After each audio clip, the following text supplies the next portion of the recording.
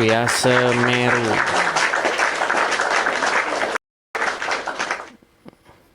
Iya, selamat malam Semeru 51. Assalamualaikum Bang. Ya, selamat malam. Silakan Bang Semeru, Selamat nyalakan malam. kamera Anda. Ya, bentar Bang. Saya kirim undangan ya. Nah itu, sudah saya kirimkan undangan. Yuk, silakan. Nah, baru ketemu satu ini yang agak mendiam. Iya, gimana Bang Semeru? Silakan Bang. Oke Bang. Selama ini saya sudah ikut pembicaraannya Bang Edis dengan kaum muslim yang lain. Saya Tapi seorang sebentar dulu, muslim Bang Bang. Semeru ini Muslim? Ya, muslim Bang, muslim. Oh iya, silakan Bang. Muslim. Insya Allah muslim. Saya tertarik dengan cara penyampaiannya Bang Edis, cara tutur katanya Bang Edis. Saya juga sudah coba baca Alkitab yang pernah Bang Edis suruh buka sama mereka. Saya buka semua, saya baca semua, saya renungi semua. Ternyata juga benar, ada benarnya juga. Gini Bang, Oh ada benernya, Kita memang keluar. bener Bang yang saya sampaikan. Bukan ada benernya, emang bener yang saya sampaikan tentang agama Islam dan Kristen. saya keluar dari tema ini dulu ya. Tunjukkan saya 2 ayat yang bisa membuktikan saya itu kalau memang Tuhan Yesus itu ada. Jika memang ada Bang, malam ini aja saya pindah ke Kristen. Ada dalam pengertian bagaimana nih? Bisa membuktikan, bisa meyakinkan saya Bang. Baik, ada itu dalam pengertian apakah tokoh Yesus itu merupakan tokoh yang historikal, tokoh yang pernah Iya, benar-benar ada, atau hanya sekedar dongeng-dongeng atau legenda begitu maksudnya? iya Bang, benar, benar, benar. Ya begini Bang, pertama-tama kita ini punya yang namanya akal. Kita punya yang namanya logika untuk mengetahui apakah sesuatu itu fiktif ataukah sesuatu itu benar-benar memang pernah ada. Saya kasih contoh gini, Bang. Abang pernah ketemu dengan George Washington? Kan nggak pernah kan? Nggak pernah. Nggak pernah. Itu presiden pertama Amerika, Bang. Jadi bagaimana kita bisa mengetahui bahwa George Washington itu memang benar-benar pernah ada? Artinya ada bukti-bukti, ada peninggalan-peninggalan sejarah, ada catatan-catatan yang bisa kita percaya. Nah, Injil itu Bang, tadi kan Abang bilang, bagaimana cara membuktikannya bahwa kita benar-benar percaya bahwa memang betul yang dikatakan Injil? Begini, Injil itu merupakan catatan sejarah yang terjadi. Nah, kenapa kita bisa percaya bahwa itu benar? Karena begini Bang, pertama, berita yang disampaikan di dalam Injil itu bertanggung jawab terhadap tempat dan waktu kejadian. Dia menceritakan di mana lokasi peristiwanya dan kapan peristiwa itu terjadi. Dia menyebutkan tokoh-tokoh sejarah yang bersamaan dengan itu. Dia sebutkan pada waktu itu gubernur yang berkuasa pada waktu itu Pontius Pilatus. Ya kan? Kemudian dia diberitakan lagi ada raja pada waktu itu, imam besar pada waktu itu, Kayafas dan lain sebagainya. Kemudian lokasi peristiwanya, nama-nama tempatnya disebutkan. Seperti itu. Kemudian peninggalan-peninggalan sejarahnya, termasuk juga gereja-gereja tua dan lain sebagainya. Gereja-gereja purba yang merekam. Kemudian manuskrip-manuskripnya, inskripsi. Artinya segudang bukti-bukti itu semua itu tidak bisa membuat seseorang itu menjadi skeptis sehingga itu hanya dongeng-dongeng. Itu nggak bisa Bang. Seperti itu Bang. Coba Bang, Abang tunjukin saya itu 2 ayat yang bisa meyakinkan saya jika memang benar-benar ada. Bukan Karena cuma sudah 2 ayat Bang, seluruh apa yang tertulis dalam Injil itu.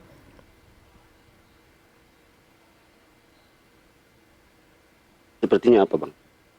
Iya, seluruh yang tertulis di dalam Injil itu bukan cuma 2 ayat. Atau saya kasih Anda 1 ayat ya, 1 ayat. Nih. Gini ya. Saya bukakan dulu ya Bang ya Injil saya ya. Supaya Anda percaya nih. Sebentar. Sabar ya Bang ya.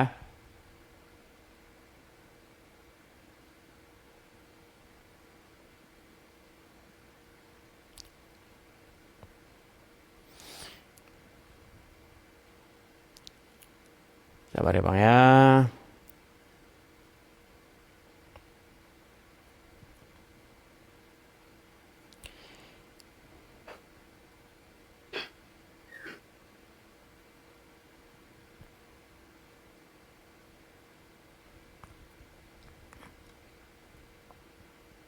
Ini Bang, 1 Yohanes 1 ayat yang ke-1. Nih, apa yang telah ada sejak semula, yang telah kami dengar, yang telah kami lihat dengan mata kami, yang telah kami saksikan dan yang telah kami raba dengan tangan kami tentang firman yang hidup, itulah yang kami tuliskan kepada kamu. Jadi keterangan para saksi mata, keterangan murid-murid Yesus sendiri yang memberitakan tentang nama Yesus, yang memberitakan tentang Yesus kepada segala bangsa. Begitu Bang. Itu yang membuat kita percaya bahwa apa yang dikatakan, apa yang tertulis di dalam Injil itu adalah benar. Bukan dongeng-dongeng begitu Bang. Seperti dada dibelah. Ada suatu malam, dada dibelah. Nah itu kalau kayak begitu itu udah jelas Bang, dongeng yang nyata begitu.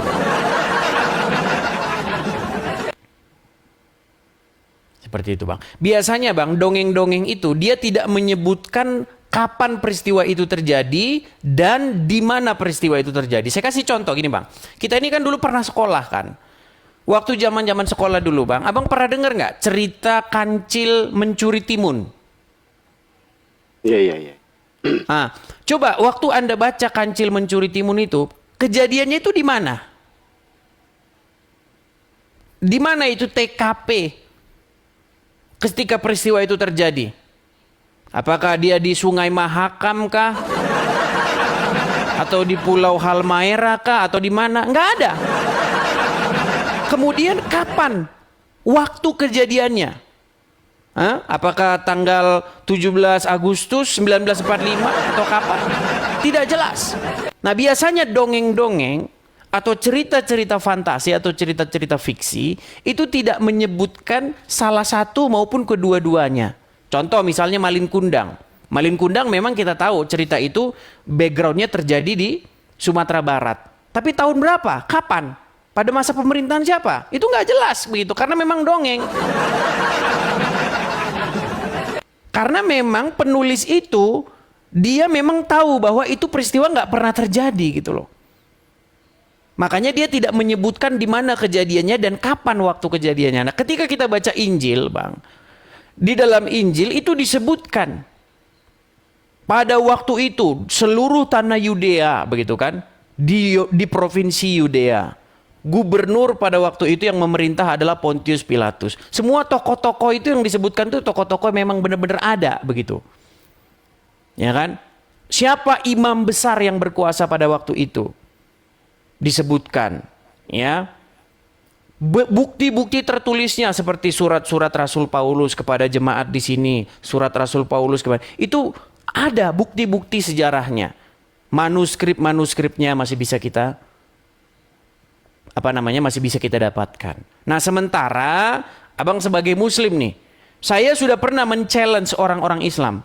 Kalau ada yang bisa menunjukkan tokoh Muhammad itu pernah hidup di mana dan abad keberapa, saya terjun dari Monas. Coba, pada waktu Muhammad lahir, siapa pemerintah yang berkuasa pada waktu itu? Coba silakan, Bang. Pada waktu itu Muhammad dikatakan dia lagi tidur-tidur di rumahnya, pembaringan. Lalu tiba-tiba atap rumahnya terbuka, ya kan? Waalaikumsalam. Lalu tiba-tiba datanglah orang membawa pisau bedah, betul nggak? Iya. Terus dadanya dibelah, diambil, hatinya dicuci pakai air jam-jam, gitu, tahu? Pernah dengar cerita itu? Iya, pernah. Coba saya tanya, itu kejadian pada masa pemerintahan siapa? Coba ayo, apakah terjadi pada masa pemerintahan siapa di situ? Coba silakan. Bentar Bang, saya roasting ya. Lupa saya. Nah itu ya teman-teman ya. Isra Mi'raj juga seperti itu. Jadi teman-teman, artinya begini, kita itu dikasih akal, dikasih logika untuk mengambil satu kesimpulan, apakah itu peristiwa itu yang disajikan kepada kita itu adalah peristiwa yang nyata atau dongeng-dongeng semata, begitu. Karena di dalam Bible pun ada, Bang. Di dalam Bible itu ada satu ayat yang berbunyi begini, ya. Sebentar ya.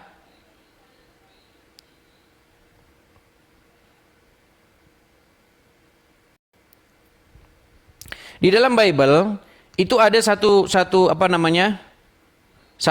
nubuatan tentang apa yang akan terjadi, ya teman-teman ya. Nah ini, salah satunya ini. Nih, di dalam 1 Timotius 4 ayat yang ke 7 ya Bang ya, saya bacakan. 1 Timotius, kita mulai dari ayat yang ketiga nih ya. Nih, mereka itu gini ya, karena semua orang yang diciptakan Allah itu baik dan satu pun tidak ada yang haram dapat diterima dengan syukur. Sebab semuanya itu dikuduskan oleh firman Allah dan oleh doa. Dengan selalu mengingatkan satu hal dan seterusnya. Nah ini ya, tetapi jauhilah tahayul dan dongeng nenek-nenek tua. Latihlah dirimu beribadah, latihlah badanmu dan seterusnya dan seterusnya. Jadi memang kekristenan itu Bang, itu dibangun atau lahir dari sebuah peristiwa sejarah begitu, bukan lahir dari pada suatu hari di gua yang gelap, ya kan, adalah seseorang begini. Nah, kapan kejadiannya? Nah, ditanya gitu nggak tahu kapan kejadiannya, begitu Bang. Seperti itu. Jadi abang ini masih Muslim. Muslim. Apa yang membuatmu ragu-ragu tentang agama Islam, Bang? Selama saya ikut acaranya Bang Edis ini, saya lihat kok menarik gitu loh. Apakah Anda percaya bahwa Abang percaya nggak bahwa sosok Muhammad yang Anda selama ini percaya itu sudah dilebih-lebihkan, sudah diceritakan secara berlebih-lebih sehingga jadi terkesan dongeng atau legenda begitu? Mana ya, kalau mau bilang dongeng, iya, kalau bilang legenda juga iya. Bilang dongeng juga iya, legenda juga. Salah satu begini Bang, salah satu cerita tentang Muhammad yang sangat cetar membahana itu, dadanya itu dibelah. Kemudian diambil dadanya itu, isi dadanya itu diambil dan dicuci dengan air jam-jam katanya. Abang tahu itu? Nah, ketika dicuci dengan air jam-jam, dicuci kemudian dimasukkan kembali, kemudian dimasukkan ke dalam dadanya itu iman, kebajikan begitu. Pernah dengar cerita itu sebelumnya? Pernah dengar? Belum. Belum pernah dengar. Nah, itu salah satu sepenggal kisah tentang Muhammad, Bang. Nah, itu kisah itu pernah saya obrolin dengan banyak orang Islam. Dan sebagian besar dari mereka itu nggak percaya cerita itu hanya omong kosong. Menurut teman-teman yang pernah saya ajak cerita ini. Karena begini, bagaimana jalan ceritanya, iman dan kebajikan itu jika dimasukkan ke dada, dadanya harus dibelah. Berarti semua orang yang belum beriman ketika ingin dimasukkan iman ke dalam dadanya harus dibelah juga. Padahal kita tahu iman itu adalah sebuah sesuatu yang bukan barang yang konkret. Gitu loh. Bukan barang yang betul-betul nyata, tetapi sesuatu yang sifatnya itu abstrak begitu. Tidak ini. Bukan barang yang bisa dipegang begitu. Seperti itu, Bang. Jadi intinya gini, kalau Abang masih mencari kebenaran, udah ragu-ragu dengan agama Islam, ya Abang pelajari dulu ya, apakah Islam itu dibangun di atas dongeng-dongeng semata ataukah Islam itu dibangun di atas sejarah. Ya, karena banyak cerita-cerita dalam agama Islam yang orang Islam sendiri nggak percaya bahkan, ayo. Dia nggak percaya. Banyak loh orang Islam yang nggak percaya tentang cerita-cerita tentang orang Islam. Contoh. Katanya Muhammad bilang setan itu kencing di telinga. Itu yang menyebabkan orang nggak bisa bangun pagi. Pernah dengar cerita itu? Terus setan katanya tidur juga di hidung. Itu banyak orang-orang Islam yang nggak percaya itu. Dan itu sudah banyak di konten-konten di YouTube. Seperti Ade Armando bilang, banyak cerita-cerita aneh tentang agama Islam. Contoh, setan katanya makan pakai tangan kiri. Setan itu makan dan minum, tapi pakai tangan kiri dia gini. Abang percaya?